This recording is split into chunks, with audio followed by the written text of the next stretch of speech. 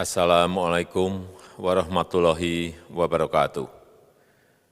Bapak, Ibu, saudara-saudara sebangsa setanah air, pagi tadi saya telah memimpin rapat terbatas secara virtual tentang Undang-Undang Cipta Kerja bersama jajaran pemerintah dan para gubernur. Dalam undang-undang tersebut terdapat 11 klaster yang secara umum bertujuan untuk melakukan reformasi struktural dan mempercepat transformasi ekonomi. Adapun klaster tersebut adalah urusan penyederhanaan perizinan, urusan persyaratan investasi, urusan ketenagakerjaan, urusan pengadaan lahan, urusan kemudahan berusaha, urusan dukungan riset dan inovasi, urusan administrasi pemerintahan, urusan pengenaan sanksi, urusan kemudahan pemberdayaan dan perlindungan UMKM, urusan investasi dan proyek pemerintah, serta urusan kawasan ekonomi. Dalam rapat terbatas tersebut, saya tegaskan mengapa kita membutuhkan Undang-Undang Cipta Kerja.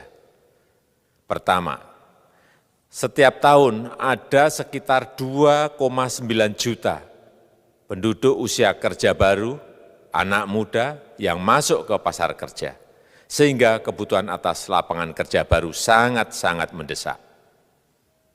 Apalagi di tengah pandemi, terdapat kurang lebih 6,9 juta pengangguran dan 3,5 juta pekerja terdampak pandemi COVID-19.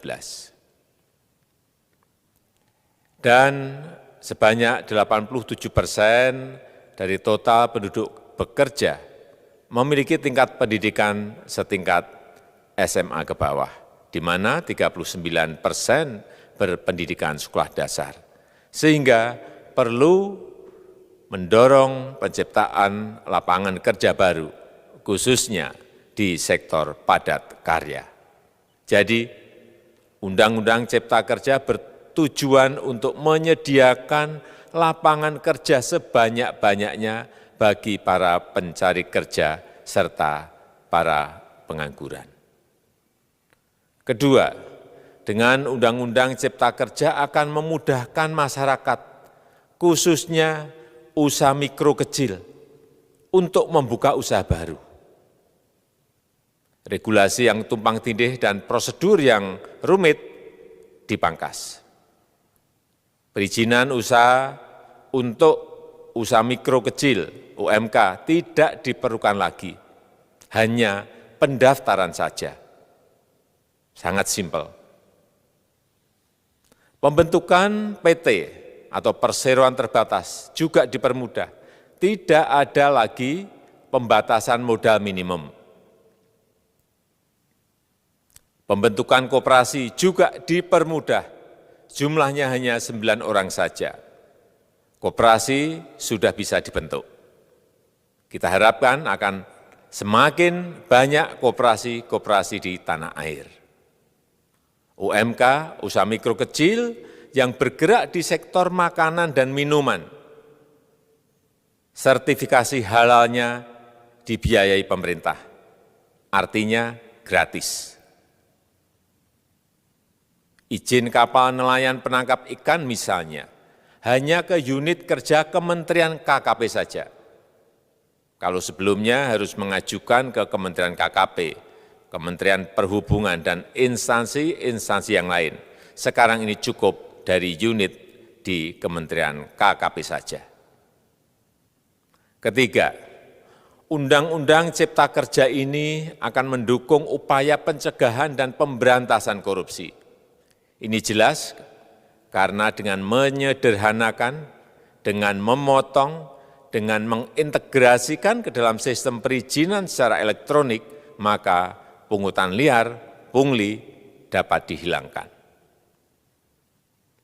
Namun, saya melihat adanya unjuk rasa penolakan Undang-Undang Cipta Kerja yang pada dasarnya dilatar belakangi oleh disinformasi mengenai substansi dari undang-undang ini dan hoax di media sosial.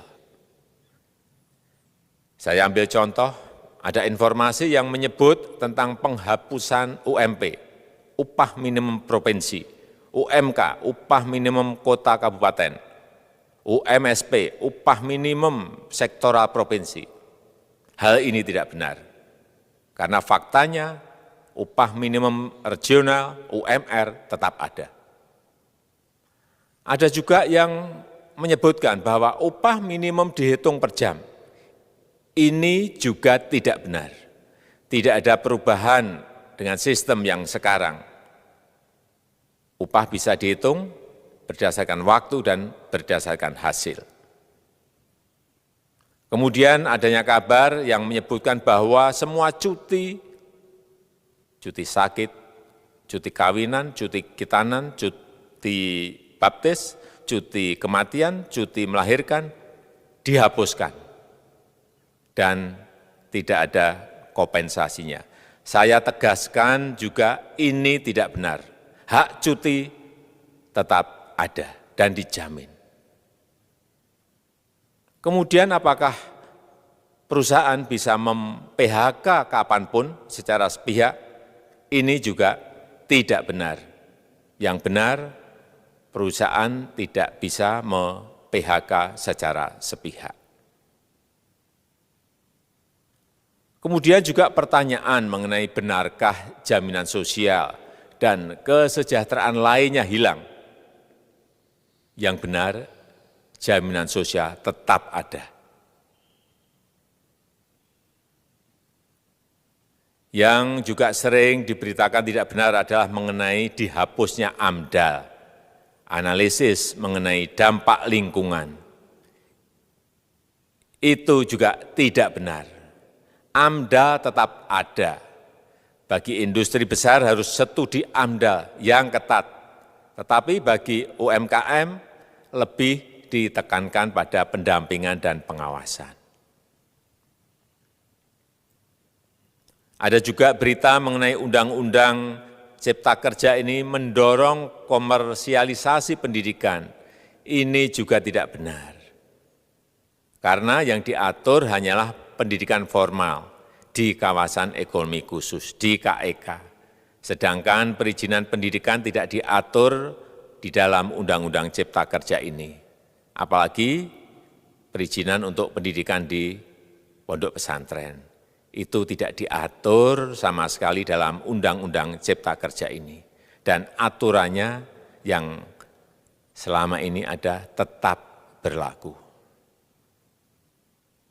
Kemudian diberitakan bahwa keberadaan bank tanah. Bank tanah ini diperlukan untuk menjamin kepentingan umum, kepentingan sosial, kepentingan pembangunan nasional, pemerataan ekonomi, dan konsolidasi lahan serta reforma agraria.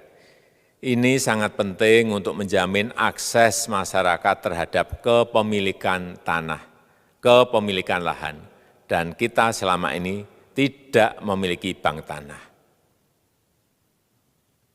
Saya tegaskan juga bahwa Undang-Undang Cipta Kerja ini tidak melakukan resentralisasi kewenangan dari pemerintah daerah ke pemerintah pusat. Tidak ada. Perizinan berusaha dan pengawasannya tetap dilakukan oleh pemerintah daerah sesuai dengan NSPK, norma, standar, prosedur, dan kriteria yang ditetapkan pemerintah pusat. Ini agar dapat tercipta standar pelayanan yang baik di seluruh daerah. Dan penetapan NSPK ini dapat nanti akan diatur di dalam PP atau peraturan pemerintah. Selain itu, kewenangan perizinan untuk non-perizinan berusaha tetap ada di Pemda, sehingga tidak ada perubahan. Bahkan kita melakukan penyederhanaan, melakukan standarisasi jenis dan prosedur berusaha di daerah. Dan perizinan berusaha di daerah diberikan batas waktu. Ini yang penting di sini. Jadi ada service level of agreement. Permohonan perizinan dianggap disetujui bila batas waktu telah terlewati. Saya perlu tegaskan pula bahwa Undang-Undang Cipta Kerja ini memerlukan banyak sekali peraturan pemerintah atau PP dan peraturan presiden atau Perpres. Jadi setelah ini akan muncul PP dan Perpres yang akan kita selesaikan paling lambat 3 bulan setelah diundangkan. Kita pemerintah membuka dan mengundang masukan-masukan dari masyarakat dan masih terbuka usulan-usulan dan masukan dari daerah-daerah. Pemerintah berkeyakinan melalui Undang-Undang Cipta Kerja ini jutaan pekerja dapat memperbaiki kehidupannya dan juga penghidupan bagi keluarga mereka. Dan kalau masih ada, jika masih ada ketidakpuasan terhadap Undang-Undang Cipta Kerja ini, silahkan mengajukan uji materi atau judicial review melalui MK, Mahkamah Konstitusi. Sistem ketatanegaraan kita memang mengatakan seperti itu. Jadi, kalau masih ada yang tidak puas dan menolak, silahkan diajukan uji materi ke MK. Saya rasa itu yang bisa saya sampaikan pada kesempatan yang baik ini.